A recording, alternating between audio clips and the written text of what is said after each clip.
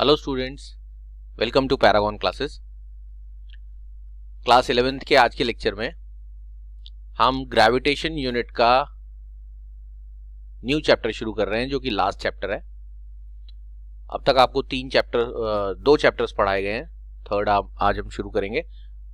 First chapter था acceleration due to gravity, second chapter था gravitational field intensity and gravitational potential, और आज हम शुरू कर रहे हैं अपना थर्ड चैप्टर, जिसका नाम है सैटेलाइट एंड प्लेनेटरी मोशन। तो चलते हैं हम अपने न्यू चैप्टर की तरफ। तो ये आपके सामने हमारा न्यू चैप्टर आ चुका है ग्रेविटेशन यूनिट का। चैप्टर का नाम है सैटेलाइट एंड प्लेनेटरी मोशन। तो सारे बच्चों को चैप्टर के नाम से पता चल चुका है कि इसमें हम सैटेलाइट्स के और प्लैनेट्स के मोशन के बारे में स्टडी करेंगे। सैटेलाइट और प्लैनेट क्या होते हैं ये बच्चों ने पहले सुना है, यानी इन नामों को बच्चे जानते हैं। फिर भी एक इंट्रोडक्शन के लिए आपको याद दिला दें कि प्लैनेट वो हेवनली ऑब्जेक्ट्स होते हैं जो सन के अराउंड मूव कर रहे होते हैं, और सैटेलाइट्स वो ऑब्जेक्ट होते हैं जो प्लैनेट के अराउंड मूव करते हैं। जैसे जो हमारे सन के अराउंड प्लैनेट्स मूव करते हैं, Mercury, Venus, Earth, Mars, Jupiter, Saturn, Neptune. Pluto के लिए थोड़ा सा हुआ है कि अभी वो प्लैनेट की कैटेगरी में नहीं आता है। पहले 9 प्लैनेट्स हुआ करते थे जिनको प्लूटो को भी प्लैनेट माना जाता था, लेकिन अभी आज के डेट में प्लूटो फिलहाल इज नॉट अ प्लैनेट। तो ये सन के अराउंड मूव करने वाले प्लैनेट्स कहलाते हैं। इनका मोशन हम बाद में पढ़ेंगे। प्लैनेट्स के अराउंड मूव करने वाले ऑब्जेक्ट सैटेलाइट कहलाते हैं। तो आज हम सैटेलाइट्स के मोशन के बारे में पहले पढ़ रहे हैं। तो जैसा कि आप यहां देख पा रहे हैं, सैटेलाइट क्या होते हैं। Satellite is a body which continuously revolves on its own around and a much larger body in a stable orbit. यानी सैटेलाइट वो बॉडी है जो कंटिन्यूअसली अपने आप रिवॉल्व करती रहती है किसी प्लैनेट के अराउंड। सैटेलाइट कितने टाइप के होते हैं यहां पर लिखा है। पहले हम इस टेबल को देखते हैं।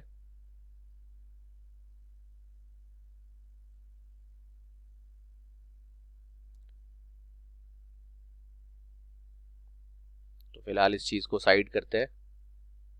ये देखें, ये क्लासिफिकेशन दिखा है।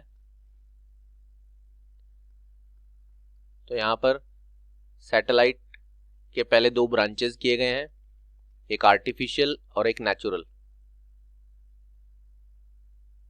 और फिर आर्टिफिशियल सैटेलाइट के फिर से 2 ब्रांचेस हो के दिखाए हैं आपको, जियो स्टेशनरी एंड पोलर।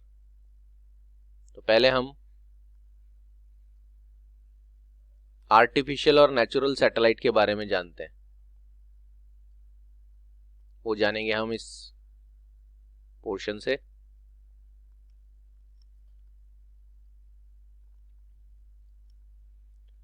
यहां पर लिखा है natural satellites. A satellite created by nature is called natural satellite. यानी ऐसा सैटेलाइट जो प्लैनेट के अराउंड घूमता रहता है, लेकिन वो इंसान ने नहीं बनाया है, वो नेचर में पहले से ही प्रेजेंट था। एग्जाम्पल के लिए हमारे अर्थ के चारों तरफ एक ही सैटेलाइट पहले से प्रेजेंट था, मून, जो अर्थ का नेचुरल सैटेलाइट है। कुछ प्लैनेट्स के अराउंड सैटेलाइट नहीं है, जैसे मरकरी, वीनस, और कुछ प्लैनेट्स के अराउंड एक से ज्यादा सैटेलाइट्स हैं, जैसे कि जुपिटर वगैरह, सैटर्न वगैरह। तो ऐसा कोई भी ऑब्जेक्ट जैसे हमारे अर्थ के अराउंड मून रिवॉल्व कर रहा है, उसको नेचुरल सैटेलाइट कहा जाता है। इस नेचुरल सैटेलाइट को देखकर ही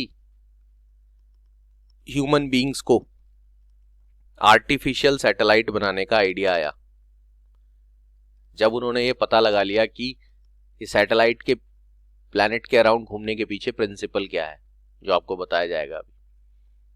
Y moon is revolving around the earth. जब ये रीजन ह्यूमन बीइंग्स को समझ में आया, तो उन्होंने कुछ ऐसे ऑब्जेक्ट्स खुद से अर्थ के अराउंड छोड़ दिए जो अर्थ को ऑर्बिट करने लगे। उन ऑब्जेक्ट्स को जो अर्थ को ऑर्बिट करते रहते हैं and they are send by man, उनको कहते हैं artificial satellite. A man made satellite is called an artificial satellite.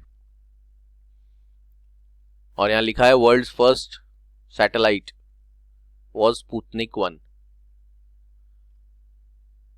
ये रशियन सैटेलाइट था। इंडियन जो फर्स्ट सैटेलाइट था वो आर्यभट्ट था।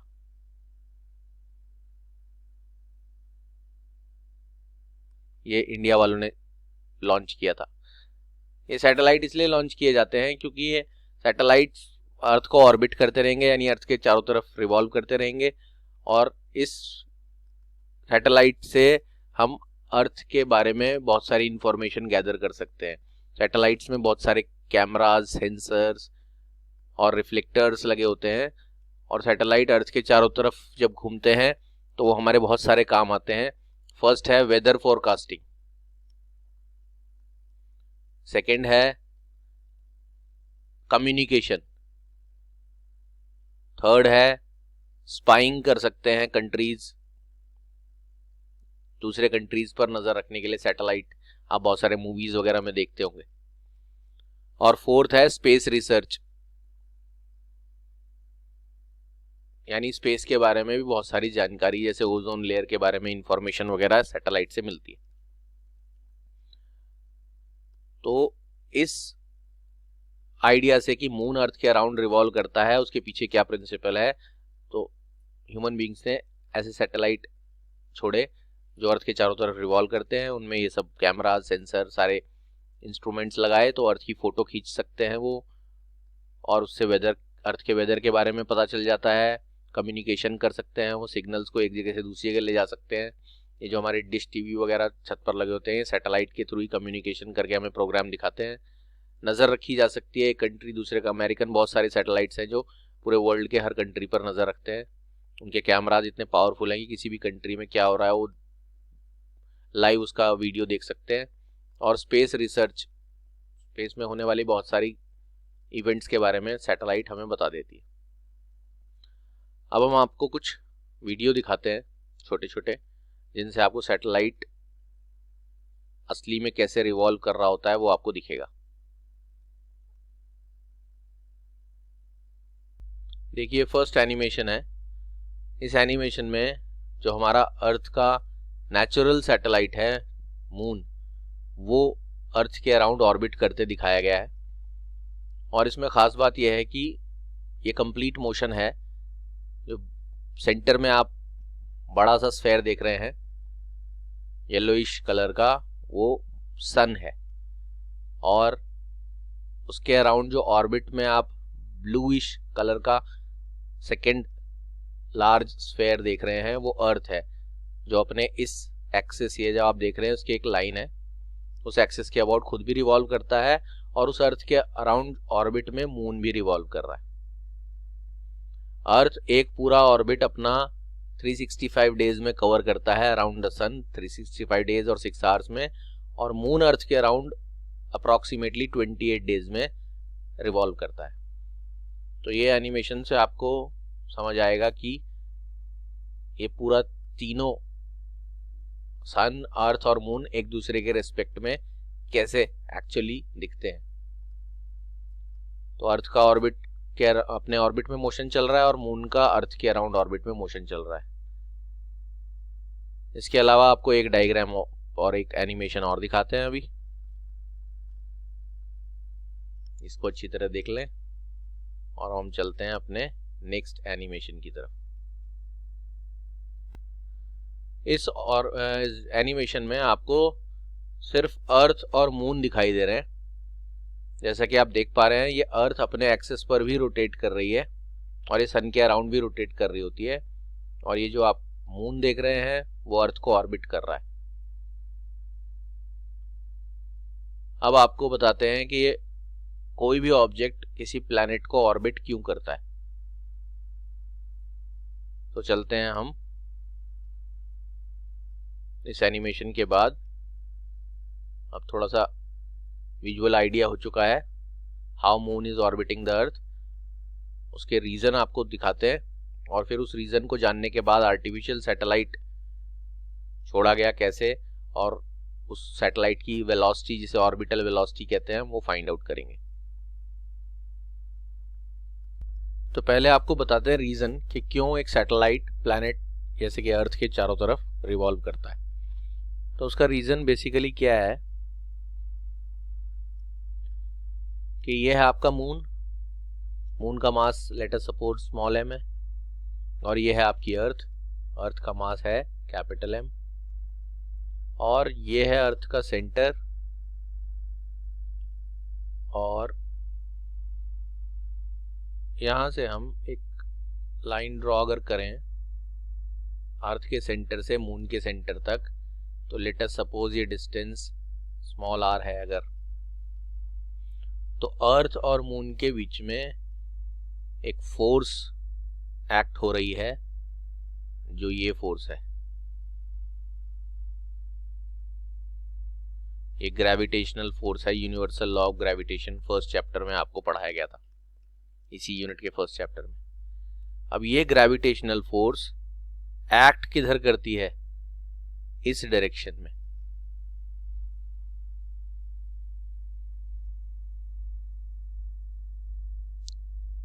इस डायरेक्शन में अर्थ मून को अट्रैक्ट कर रहा होता है। ये ग्रेविटेशनल फोर्स प्रोवाइड करती है necessary centripetal force.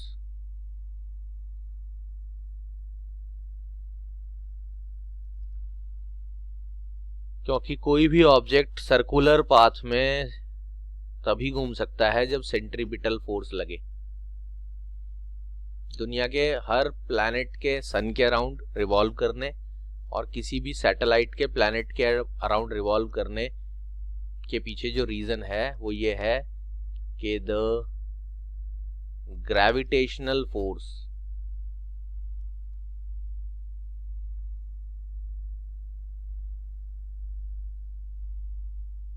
Between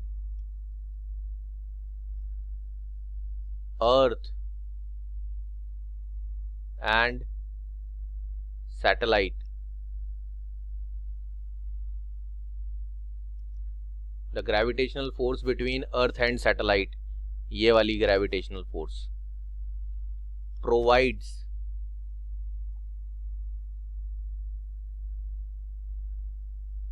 the necessary centripetal force,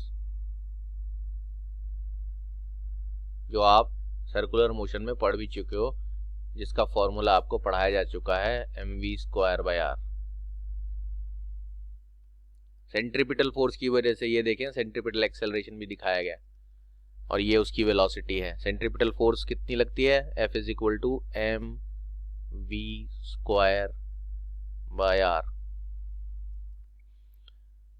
तो ये अर्थ जो है वो किसी भी ऑब्जेक्ट को अपने चारों तरफ अगर घुमा रही है, जैसे मून को घुमा रही है ऑटोमेटिकली, तो उसका रीजन है कि अर्थ और मून के बीच में जो ग्रेविटेशनल फोर्स ऑफ अट्रैक्शन लगती है, universal gravitational force of attraction, वो सेंट्रीपिटल फोर्स का काम करने लगती है, और सेंट्रीपिटल फोर्स उसको एक ऑर्बिट में अर्थ के चारों तरफ रोटेट करवा देता है। ये बात जब ह्यूमन बींग्स को मालूम चली, इंसान को पता चली, तो उसने कहा कि हम ऐसे ही एक ऑब्जेक्ट को छोड़ेंगे। ये देखें, ये जो आप देख रहे हैं यहाँ पर, ये आर्टिफिशियल सैटेलाइट है।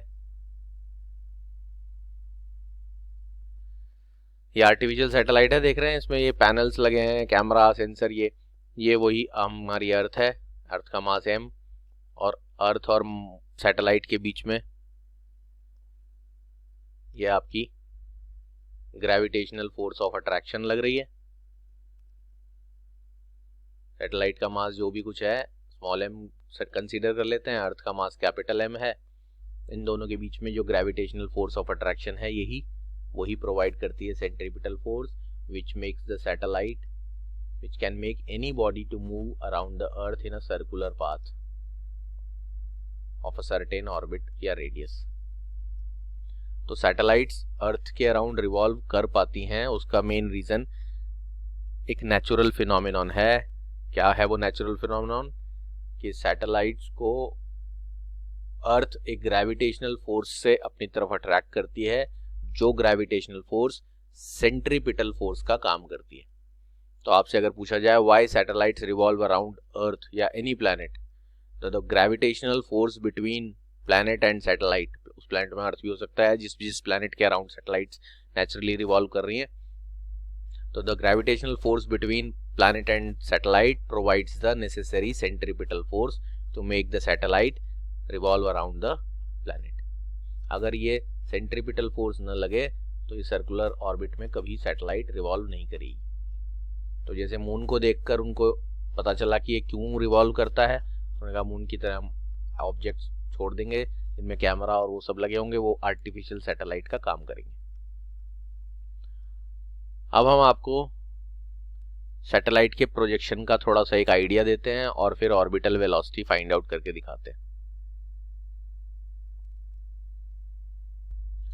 तो ये आपके सामने हमारा आज का नेक्स्ट टॉपिक आता है ऑर्बिटल वेलोसिटी। सैटेलाइट जब ऑर्बिट कर रहा होगा अर्थ को, तो उस वेलोसिटी को ऑर्बिटल वेलोसिटी कहते हैं। Orbital velocity is the velocity required to put the satellite into its orbit around the earth. अब ये देखिए, आपको एक डायग्राम में दिखाया है कि ये सैटेलाइट है आर्टिफिशियल। मून के लिए तो हम कुछ नहीं कर सकते, वो तो नेचर में पहले से ही अर्थ के अराउंड रिवॉल्व कर रहा है, छोड़ा हुआ है अर्थ नेचर में, ऑटोमेटिक है। हमने तो उसे ऑब्जर्व किया और आइडिया आ गया नए सैटेलाइट बनाने का। इस सैटेलाइट में आप देखें बहुत सारे पैनल्स, ये कम्युनिकेशन सिस्टम, कैमराज वगैरह सब लगे हैं और ये ग्रेविटेशनल फोर्स इसमें लगती हुई दिखाई है। ये ऑर्बिट का रेडियस है, ठीक है जी, यहाँ से यहाँ तक अर्थ का रेडियस दिखाया है। यहाँ से ये सरफेस से, अर्थ के सरफेस से सैटेलाइट कितना दूरी पर है, वो एल्टीट्यूड। अब यहाँ देखें कि इस डायग्राम में यहाँ से एक ऑब्जेक्ट को अगर आप बहुत तेज थ्रो करेंगे तो वो ऐसे आगे चला जाता है, तो एस्केप वेलोसिटी हो जाता है। और ये अलग अलग वेलोसिटी से थ्रो करने पर अलग अलग पाथ को फॉलो कर रहा है। तो जिस वेलोसिटी से थ्रो करने पर वो अर्थ को ऑर्बिट करने लगता है, वो मिनिमम वेलोसिटी ऑर्बिटल वेलोसिटी कहलाती है। और हमें पहला हमारा इस चैप्टर का टास्क है कि हमें ऑर्बिटल वेलोसिटी का एक्सप्रेशन यानी फॉर्मूला डिराइव करना है। तो हम लेके चलते हैं बच्चों को expression for the orbital velocity के लिए।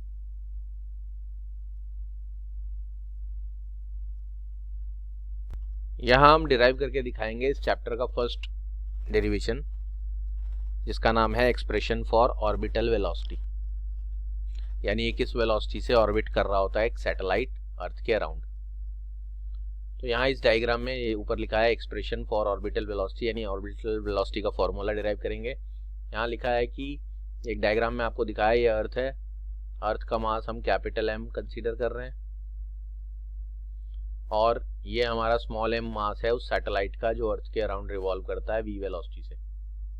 अर्थ का रेडियस हमने कैपिटल आर लिया है और अर्थ के सरफेस से ऑर्बिट का जो डिस्टेंस है वो एक्स है। यहाँ लिखा है देखें ऑर्बिट ऑफ सैटेलाइट। तो टोटल अर्थ के सेंटर से जो डिस्टेंस सैटेलाइट का हो गया वो हो गया आर प्लस एक्स। जैसा कि आपको बताया गया था कि सैटेलाइट पर अर्थ एक ग्रेविटेशनल फोर्स लगाता है, वो फोर्स हमारी ये हो गई G capital M small M upon R plus X whole square. ये फॉर्मूला कहाँ से आया है? ये formula universal law of gravitation से आया है।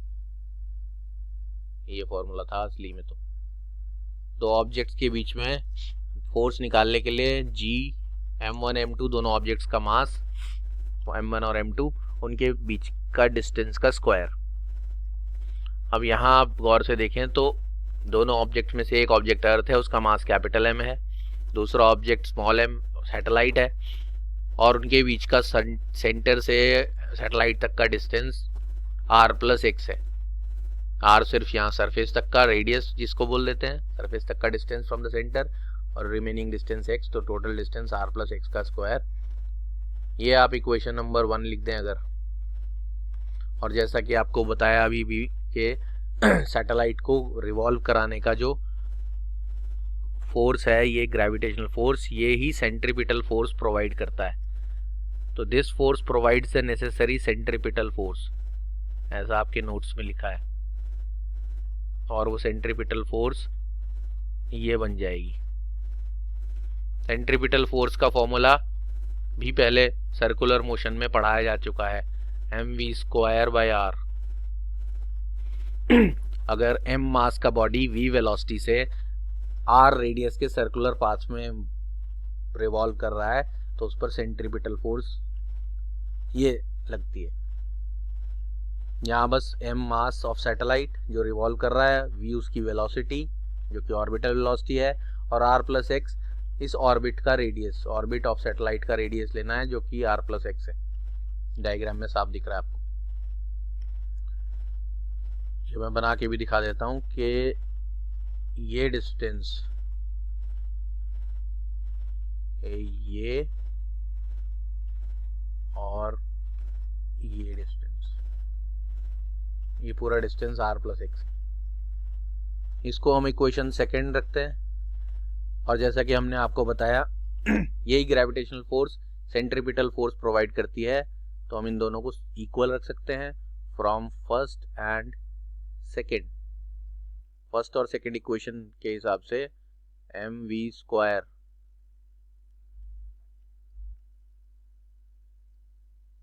बाय r इक्वल टू हो जाएगा आपका g capital M small m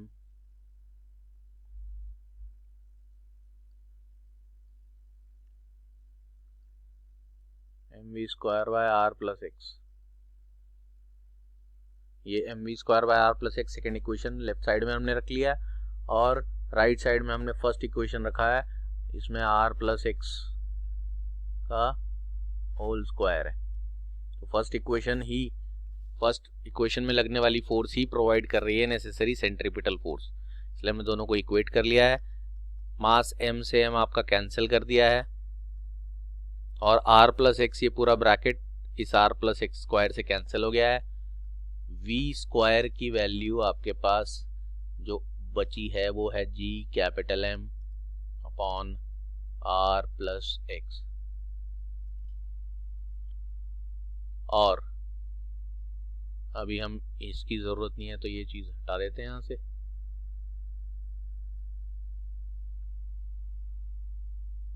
अगर हम ये वाली इक्वेशन में v का वैल्यू फाइंड आउट करेंगे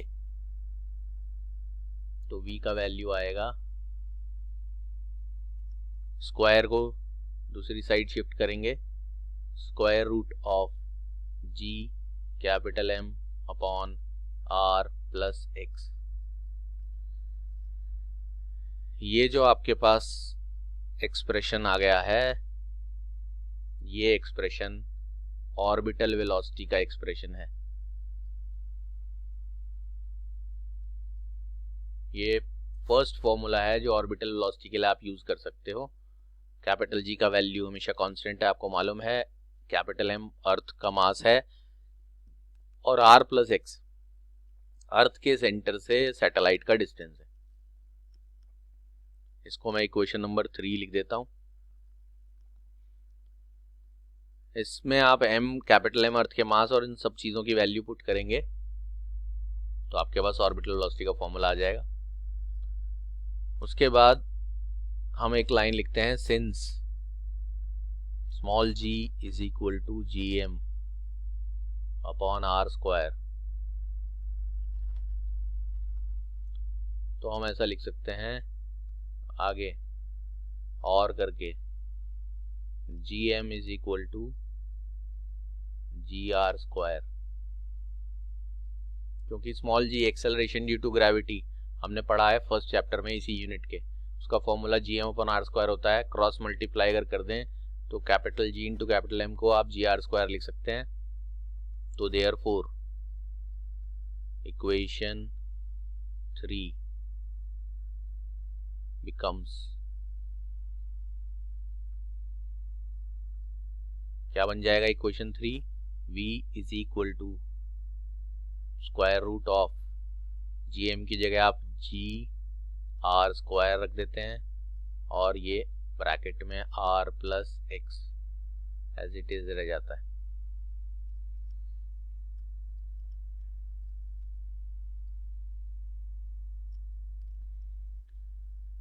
ये आप सेकेंड फॉर्मूले के तौर पे यूज कर सकते हैं एक्सेलरेशन ड्यू टू ग्रेविटी के।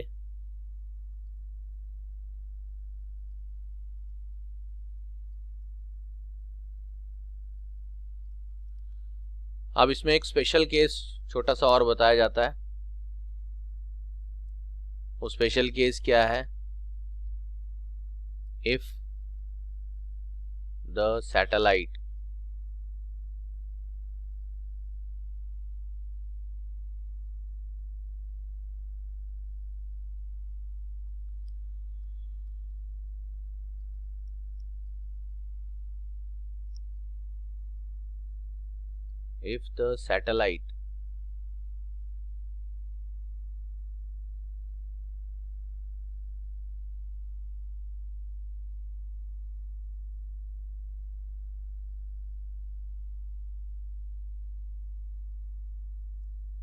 is close to Earth,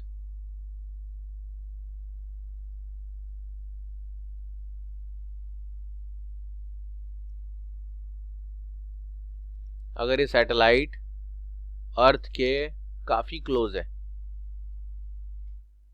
अभी क्योंकि हम अभी 11th में बेसिक चीज सीख रहे हैं इसलिए उतना एक्यूरेसी से नहीं करते हैं हम ये काम, लेकिन यहाँ पर एक अजम्पशन, एक अप्रॉक्सीमेशन के लिए अगर हम बोलते हैं सैटेलाइट जो है वो अर्थ के बहुत अगर क्लोज है तो हम r प्लस एक्स को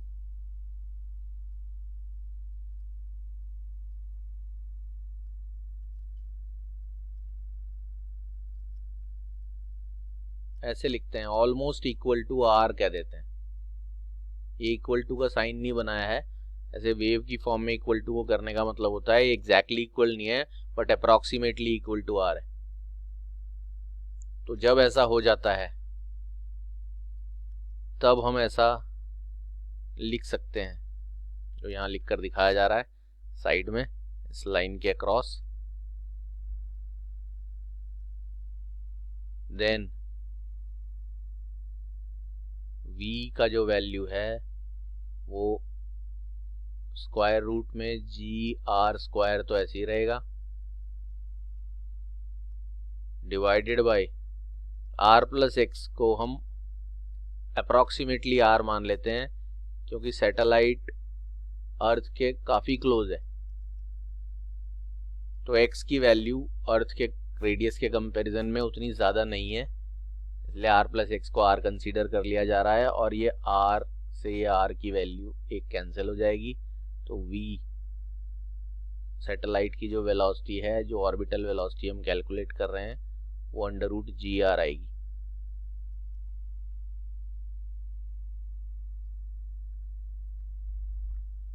यानी अगर आप स्मॉल g 9.8 अर्थ के लिए और radius of earth 6400 kilometre put कर लें तो आपके पास उस सैटेलाइट की ऑर्बिटल वेलोसिटी आ जाएगी जो सैटेलाइट क्लोजली ऑर्बिट करता है अर्थ को, जिसकी हाइट नेग्लिजिबल है as compare to radius of earth. हालांकि प्रैक्टिकली ये हाइट काफी मैटर करती है बट अभी कैलकुलेशन को थोड़ा सा इजी रखने के लिए ये हम अप्रॉक्सीमेशन कंसीडर करते हैं। जैसा कि बहुत बार हम प्रोजेक्टाइल मोशन में एयर का फ्रिक्शन या एयर का रेजिस्टेंस इग्नोर कर देते हैं, कई बार हम किसी सरफेस पर मूव करते हुए ऑब्जेक्ट के बारे में स्टडी करते हुए फ्रिक्शन को इग्नोर कर देते हैं, सरफेस के फ्रिक्शन को। तो ये सारे जो असम्पशंस हैं, जिन चीज़ों को हम इग्नोर करके चलते हैं, वो इस वजह से कि हमारे मेन कॉन्सेप्ट को हम पहले समझते हैं, बाद में फिर वो एक्सटर्नल फैक्टर्स को कंबाइन करके वो फॉर्मूला आ जाता है। अब आज के लिए आपका ये टास्क है कि इस वेलोसिटी का ऑर्बिटल वेलोसिटी का वैल्यू आपको बताना है। सॉल्व करने की ज़रूरत नहीं पड़ेगी क्योंकि आप 9.86400 सॉल्व करके अंडर रूट स्क्वायर रूट निकालोगे। आपको सर्च करके वैल्यू बताना है कितना होता है ऑर्बिटल वेलोसिटी एक सैटेलाइट का जब वो क्लोजली ऑर्बिट कर रहा होता है अर्थ को। ये वैल्यू जनरल नॉलेज के तौर पे आपको याद होनी चाहिए। जैसे एस्केप वेलोसिटी आपको याद है 11.2 किलोमीटर पर सेकेंड होता है, वहाँ पे भी एयर का फ्रिक्शन वगैरह हमने कुछ कंसीडर नहीं किया था। और एस्केप वेलोसिटी की तरह ही ये फॉर्मूले आप देखो, एक तो आप इस फॉर्मूले को देखो, इस पर मैंने मार्क बनाया है, इस फॉर्मूले को भी देख सकते हो और इस फॉर्मूले को भी देख सकते हो जो फाइनली आया है। इन तीनों फॉर्मूले में सैटेलाइट का मास कहीं नहीं है, यानी एस्केप वेलोसिटी की तरह ही सैटेलाइट के खुद के मास पर ऑर्बिटल वेलोसिटी डिपेंड नहीं करती। जैसे एस्केप वेलोसिटी उस ऑब्जेक्ट के मास पर डिपेंड नहीं करती थी जिस ऑब्जेक्ट को थ्रो किया जा रहा है अर्थ के सरफेस से इन्फिनिटी तक। आप किसी भी ऑब्जेक्ट को अर्थ के सरफेस से थ्रो करोगे 11.2 किलोमीटर पर सेकेंड की वेलोसिटी से आपको थ्रो करना पड़ेगा तो वो एस्केप हो जाएगा। ठीक उसी तरह सैटेलाइट की ऑर्बिटल वेलोसिटी भी सैटेलाइट के मास पर डिपेंड नहीं करती है, वो अर्थ के मास पर और अर्थ के रेडियस पर डिपेंड करती है।